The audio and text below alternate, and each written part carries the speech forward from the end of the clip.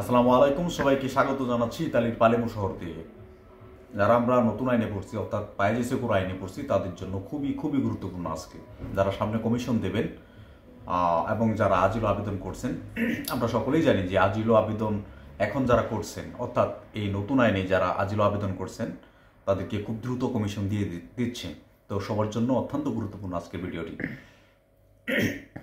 দেখুন, যারা স্পেশাল আইন অর্থাৎ পুরাতন আইনে পড়ছে তাদের জন্য কিন্তু খুব বেশি গুরুত্বপূর্ণ বিষয় আজকের এটা নাও হতে পারে, বাট নতুন যারা আজিলো আবেদন করছেন অর্থাৎ পায়েজে সেকুর আইনে আপনারা করছেন, সেই আইনে আপনারা কমিশন দেবেন তাদের জন্য খুবই গুরুত্বপূর্ণ। So don't skip the video. একটা সময় বাংলাদেশিরা যখন এখানে আসতো তখন যে কোনোভাবেই কমিশনের যে কোনো কথা বললেই কাগজ হয়ে যেত। প্রথম কমিশন ইন্টারভিউ অর্থাৎ ইন্টারভিউ আপনার যেটা আমরা কমিশন অফিসে দিই, সেটা প্রথম দিক দিয়ে যদি রিজেক্ট করে দেয়, সেটা আপিল করার পর হাইকোর্ট থেকে উচ্চ আদালত থেকে সেটা কিন্তু বহাল রেখে তার আবেদনটা অ্যাকসেপ্ট করে বা গ্রহণ করে তাকে কিন্তু পারমিশন সৌজন্য দিয়ে দেয়। আগে বিষয়টা এরকম ছিল। আপনি যেভাবেই গল্প সাজান না কেন, একটা সময়ে গিয়ে আপনি কাট পাবেন যদি আপনি কোনো ক্রাইমের সাথে জড়িত না থাকেন। ওভারঅল সব কিছু ঠিক থাকে। পুরাতন আইনের এখনও সেই নিয়মটা রয়েছে, যদি সবাই সঠিকভাবে সঠিক ডকুমেন্টসগুলো এবং প্রপারলি একটু ভালোভাবে গুছিয়ে গল্পটা বলতে পারে, আপনার কাগজ নিশ্চিত সেটা বলা যায়। বাট পায়েজে সেকুর আইনে আপনি যে কাগজ নিশ্চিত করেই পেয়ে যাবেন সেটা কিন্তু বলা খুবই কঠিন, খুবই কঠিন।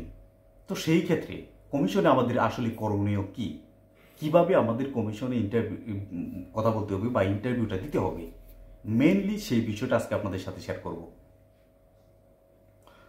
এখন সবচেয়ে বড় যে সমস্যাটা আমাদের জন্য তৈরি হয়েছে সেটা হচ্ছে কমিশনের ডেটটা দ্রুত আসা।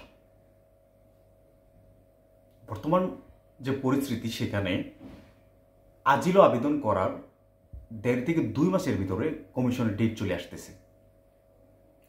সেই জায়গা থেকে 98% কমিশনের রেজাল্ট নেগেটিভ। 2% বা 1% কেউ কেউ কাট পেয়ে যাচ্ছে। পায়েজে সেকুর আইনে আমার কাছে অনেক তথ্য প্রমাণ আছে যারা পায়েজে সেকুর আইনে 4 মাসে 3 মাসের মধ্যেই কাট পেয়ে গেছে, অর্থাৎ পারমিশন সৌজন্য পেয়ে গেছে। সো তাদের জন্য এটা খুবই ভালো চান্স যে 3 থেকে 4 মাসের ভিতরে পারমিশন সৌজন্য পেয়ে গেছে। এটা লাকি, সে নিজেকে লাকি দাবি করতেই পারে। বাট সবার ক্ষেত্রে না, 98% মানুষই রিজেক্ট হচ্ছে। তো সেক্ষেত্রে কারণটা হচ্ছে যে আমাদের প্রস্তুতির একটা ব্যাপার থাকে। পুরাতন আইনে যারা পড়ছে তারা লং টাইম পরে গিয়ে তাদের কমিশনটা দেয়, সেক্ষেত্রে তাদের যে কন্ট্রাক্টের কাজের একটা ব্যাপার আছে সেটা ঠিকঠাক রাখতে পারে, রেসিডেন্ট করে নিতে পারে, যাবতীয় সব ডকুমেন্টসগুলো গুছিয়ে নেওয়ার একটা সময় পায়। বাট পায়েজে সেকুর আইনে যারা ইন্টারভিউ দিচ্ছে অর্থাৎ কমিশন দিচ্ছে তারা কিন্তু সেই সময়টা পাচ্ছে না। তো সেই জায়গা থেকে তাদের প্রস্তুতির যে ব্যাপারটা সেটা কিন্তু করতে পারতেছে না। এই জায়গাটি আসলে আমাদের সবচেয়ে বড় সমস্যা। তো এখন এই জায়গাতে আমাদের করণীয় কি? এখন করণীয় হচ্ছে যতটুকু সময় আপনি পান না কেন, সেটা হোক 1 মাস বা 1.5 মাস, সেই সময়ের ভিতরেই আপনাকে প্রস্তুত রাখতে হবে, আপনার প্রস্তুতি সেরে ফেলতে হবে। এটাই বাস্তবতা। এখন যদি আপনি ইতালিতে থাকতে চান তাহলে অবশ্যই এই অল্প সময়ের ভিতরেই আপনার প্রস্তুতি 100% এর মধ্যে 100%ই শেষ করতে হবে। আর না হয় আপনি কিন্তু ডবল নেগেটিভ পাবেন। আর ডবল নেগেটিভ যখন আসবে আপনি সিপিআর এর আওতায় যাবেন এবং আপনাকে আলবেনিয়ার যে প্রসেসিং সেখানে দেবে এবং আপনাকে বাংলাদেশে পাঠিয়ে দেওয়ার যে প্রস্তুতি সেটা তারা সম্পন্ন করবে বা ওই দিকে এগিয়ে যাবে। সেটা আপনি রোমানিয়া থেকে আসেন, বুলগেরিয়া থেকে আসেন, ক্রোয়েশিয়া থেকে আসেন, সার্বিয়া বা বলকান কান্ট্রিগুলো হয়ে আসেন, ডাজেন্ট ম্যাটার। তখন আপনি আলবেনিয়ার যে লিবিয়া হয়ে যারা আসছে তাদের কাতারে চলে যাবেন। তো যারা লিবিয়া হয়ে আসছেন বা বলকান কান্ট্রিগুলো হয়ে আসছেন, সবারকে আমি সাজেশন করবো যতটুকু সময় পাবেন 1 থেকে 1.5 মাস, তার ভিতরে শক্ত পাকাপুক্ত এভিডেন্স তৈরি করবেন। সেটা কিভাবে করবেন আমি জানি না, বাট করতে হবে। বাস্তবতা এটাই। যদি আপনি পারমিশন সৌজন্য এখন পেতে চান, এই অল্প সময়ের ভিতরে যদি আপনি কন্ট্যাক্ট করতে না পারেন, আমি ধরে নিলাম যে আপনি যে কস্তুরা থেকে যে সাদা পেপারটা দেওয়া হয়, যেটাকে আমরা সাদা সৌজন্য বলি, আসলে এটা সৌজন্য না, যেটাই বলি না কেন, সেই সৌজন্যটা দিয়ে যদি পাওয়ার সাথে সাথে আপনি কন্ট্যাক্ট করে নিতে পারেন, আপনার জন্য ভালো। যদি কন্ট্যাক্ট না করতে পারেন, আপনি যে গল্পটা তৈরি করবেন, যে গল্পটা আপনি বলবেন, আপনি মনে মনে যে গল্পটা তৈরি করছেন, বা আপনার বাস্তবতা, বাংলাদেশে বাস্তবতা কী ছিল, বাস্তবতা বলতে আপনি বাংলাদেশে নির্যাতিত, নিপীড়িত, আপনার অর্থনৈতিক সমস্যা, পলিটিক্যাল সমস্যা হতে পারে, যে কোনো সমস্যা হতে পারে, ধর্মীয় সমস্যা হতে পারে, যে সমস্যাই হোক না কেন, যেটা আপনি তৈরি করছেন সেটা সপক্ষে অবশ্যই শক্ত এভিডেন্স, প্রমাণ হিসেবে আপনি শো করবেন। এটা খুবই খুবই গুরুত্বপূর্ণ। ব্যাপারটা আমরা ইগনোর করি, বিশেষ করে টোটাল যে প্রসেসিংটা, কমিশনের ইন্টারভিউর যে প্রসেসিংটা, সেটা নিয়ে কারো মাথা ব্যথা নেই। বেশ কিছু মানুষের অভিজ্ঞতা থেকে আমি বলতেছি, আমি যে এরিয়াতে থাকি তারা ইন্টারভিউ দিচ্ছে, বাট ইন্টারভিউ নিয়ে তাদের কোনো ইন্টারেস্টই নেই। মানে সে কি বলবে, কমিশন অফিসারের সাথে কি বলবে, সেটা কোনো ধরনের কোনো প্রস্তুতি নেই। তো এই ধরনের প্রস্তুতি ছাড়া যদি আপনি গিয়ে কমিশন দেন এই নতুন আইনে, বায়াজিসে কোনো আইনে, তাহলে আপনার ডবল নেগেটিভ আসবে না তো কি আসবে? এটা একটা স্বাভাবিক প্রক্রিয়া যে এখন নতুন আইন করা হয়েছে যাতে অবৈধ মানুষগুলা কমিয়ে আনা যায়। সেই ক্ষেত্রে তারা এখন যাচাই বাছাই আগের চাইতে 80% অর্থাৎ 80% বেশি করতেছে। যদি আপনি প্রমাণ করতে পারেন যে হ্যাঁ, এই মুহূর্তে আপনাকে যদি বাংলাদেশে পাঠিয়ে দেওয়া হয়, আপনি বাংলাদেশের সমস্যার সম্মুখীন হবেন, সেটা কি আপনার জীবনের রিস্ক রয়েছে, আপনি বাংলাদেশে গেলে আপনাকে মৃত্যুবরণ করতে হবে, যদি এরকম রিস্ক, সেটার এভিডেন্স, শক্ত পাকাপোক্ত এভিডেন্স দেখাতে পারেন, আপনি আশা করতে পারেন যে আপনি পারমিশন সৌজন্য পাবেন। আদারওয়াইজ এই মুহূর্তে আপনাকে প্রমাণ করা যদি আপনি না করতে পারেন, যদি আপনি কমিশন অফিসারকে বোঝাতে না পারেন যে আপনার সমস্যা রয়েছে, তারা আপনাকে এই প্রশ্নটা করবে, মাস্ট বি করবে যে এই মুহূর্তে আপনাকে বাংলাদেশে পাঠিয়ে দিলে আপনার সমস্যা কি হবে। আপনি কি বলবেন এই প্রশ্নের উত্তরে? আমার টাকার সমস্যা, আমি ইতালি থেকে যাব না, ইতালি মানবতার দেশ, আমি এখানে থাকতে চাই। আগের আইনে যারা বলে আর কি, এগুলো বললেই আপনাকে পারমিশন সৌজন্য দিয়ে দিবে? কখনো না। এখন এই আইনে, এই বায়াজিসে কোনো আইনে অর্থাৎ অবশ্যই আপনি পাবেন না। এখানে আপনাকে পারমিশন সৌজন্য নিতে হলে অবশ্যই আপনাকে প্রমাণ করতে হবে যে বাংলাদেশে আপনার আসলেই সমস্যা রয়েছে। সেটা কি? সেটা শক্ত সমস্যা, বড় সমস্যা, আপনার জীবনের হুমকি রয়েছে, আপনার পরিবার হুমকিতে রয়েছে। এইরকম যদি আপনি বলতে পারেন বা তাদেরকে বোঝাতে পারেন, তাদেরকে প্রমাণ দেখাতে পারেন, তাহলেই আপনি আশা করতে পারেন যে আপনার কমিশন যদি নেগেটিভও চলে আসে, আপনি সেটা যখন রেকর্ডসও করবেন বা আপিল করবেন আপনার উকিলের মাধ্যমে, আপনার উকিল তখন বলবে আপনাকে কাজের কন্ট্রাক্ট দেওয়ার জন্য। রেকর্ডসটা যখন আপনার অ্যাকসেপ্ট হয়ে যাবে, তখন আপনি বেঁচে গেলেন। বেঁচে গেলেন এই কারণে বলছি, তখন আপনি একটা সময় পাবেন, সেটা 8 মাস হতে পারে, 9 মাস, 10 মাস, 12 মাস হতে পারে।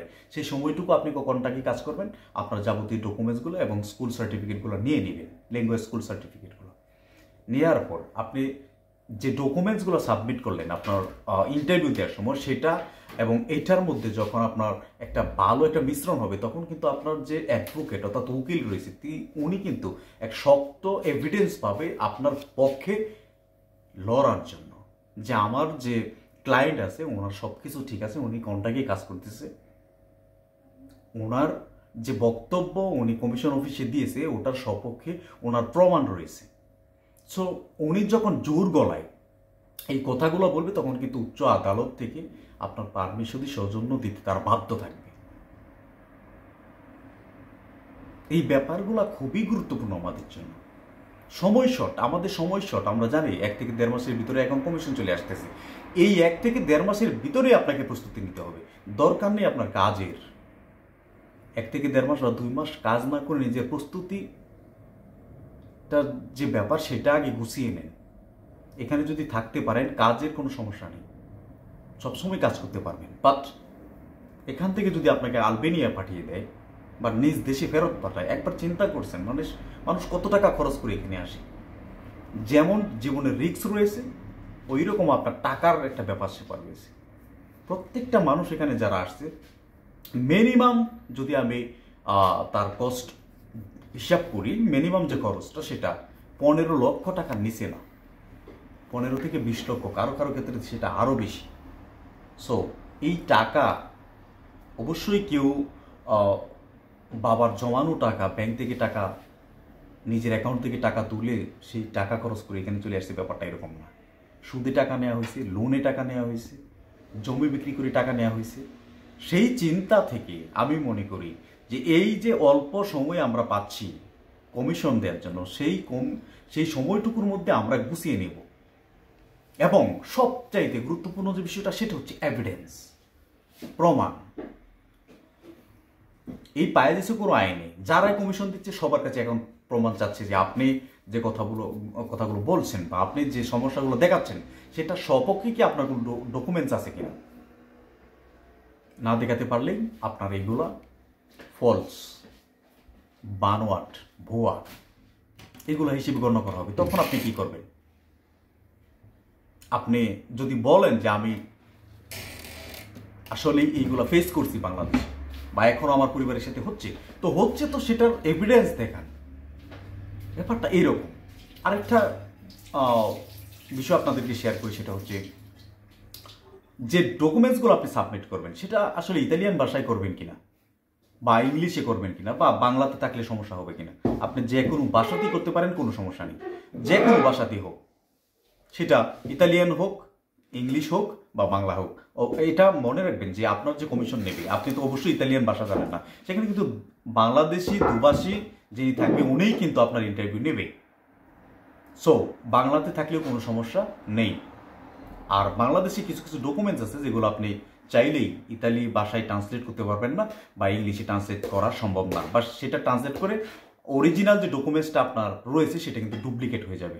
সো দরকার নেই, যেভাবে আছে সেভাবেই সাবমিট করে দিবেন। যদি করতে পারেন ভালো, না করতে পারলে কোনো সমস্যা নেই। সো আমি মনে করি যে আপনাদের প্রস্তুতিটা খুবই গুরুত্বপূর্ণ। 1 থেকে 1.5 মাস বা 2 মাস, যতটুকু সময় আপনি পান না কেন, এই সময়ের ভিতরেই নিজেকে প্রস্তুতি নিতে হবে। আর অবশ্যই আমি যে মেইনলি যে পয়েন্ট আপনাকে বলবো যে পয়েন্ট আউট করেন, সেটা হচ্ছে যতটুকু সময় পাবেন ততটুকু সময়ের ভিতরে শুধু এভিডেন্স তৈরি করবেন এবং মানসম্মত একটা ঘটনা তৈরি করবেন, যে ঘটনা আপনার সাথে ঘটেছে এবং বাস্তবসম্মত। এমন কিছু বলবেন না যেটা থেকে এটা ধরে নিতে পারে যে আপনি মিথ্যা বলছেন বা আপনি অভিনয় করতেছেন, এরকম যাতে না হয়। অবশ্যই এই বিষয়টা মাথায় রাখবেন যে কমিশন অফিসার যিনি থাকে, যিনি আপনার ইন্টারভিউ নেবে, তারা কিন্তু অবশ্যই মনোপিয়াজম, মানুষের আচরণ, মানুষের বলার ধরন, মানুষের বডি ল্যাঙ্গুয়েজের যে ব্যাপারটা, এটা দেখেই তারা বুঝে ফেলতে পারে যে ওই লোকটা আসলে কি বলতেছে। ওরা খুবই তীক্ষ্ণ এবং বুদ্ধিসম্পন্ন ব্যক্তিত্ব যারা, ওই অফিসারদেরকে কিন্তু এখানে বসানো হয়। সো এই ব্যাপারটা মাথায় রেখে কি বলবেন সেটা আপনার ব্যক্তিগত ব্যাপার। একটা কথা মনে রাখবেন, আপনাকে আমরা সাজেশন দিতে পারবো বা যারা ইউটিউবে কন্টেন্ট ক্রিয়েটর, আপনাকে রাস্তা দেখিয়ে দিতে পারবে, কিন্তু হাঁটতে হবে আপনাকে নিজে। আপনার কমিশন আপনাকে দিতে হবে, আপনার কমিশনে যে ডকুমেন্টসগুলো দেবে সেটা আপনাকে দিতে হবে, অন্য কেউ ম্যানেজ করে দেবে না। শুধু এতটুকুই বলবো, সিরিয়াসলি কমিশন দেবেন, খুবই গুরুত্ব সহকারে কমিশন দেবেন। ব্যাপারটাকে একেবারেই পুরাতন আইনের দিকে ঠেলে দেবেন না। পুরাতন আইনে যারা কমিশন দিচ্ছে তারা লং টাইম পাচ্ছে, সেই টাইমের ভিতরে তাদের অনেকগুলো ট্যাক্সের কাগজ চলে আসছে, তাদের রেসিডেন্ট কার্ড রয়েছে, তাদের বাসা সার্টিফিকেট রয়েছে, সবকিছু থাকা সত্ত্বেও তারা কাগজ পাবে, এটা স্বাভাবিক বিষয়। সো আমরা যেহেতু এত কিছু পাচ্ছি না, আমাদের কমিশনটা খুবই গুরুত্বপূর্ণ, আমাদের গল্পটা খুবই গুরুত্বপূর্ণ। এই বিষয়টা মাথায় রেখে আপনারা কমিশন দেবেন। আশা করি বাকি পথটা আপনার সহজ হবে। যদি প্রথমে নেগেটিভ আসে, বাকি রাস্তাটা আপনার জন্য সহজ হবে। যাই হোক, অনেকগুলা বললাম। তারপরে যদি আপনাদের কমিশন নিয়ে কোনো প্রশ্ন থাকে, অবশ্যই আমার ফেসবুক বা মেসেঞ্জারে আপনারা নক দিতে পারেন। আমি সবাইকে রিপ্লাই দিয়ে থাকি, যদিও একটু লেট হয়, কারণ আমিও তো কাজ করি। সো নক করতে পারেন, যে কোনো সময় আপনাদের উত্তরটা আমি দিয়ে দেবো ইনশাল্লাহ। ততক্ষণ পর্যন্ত ভালো থাকবেন সবাই, ধন্যবাদ সবাইকে।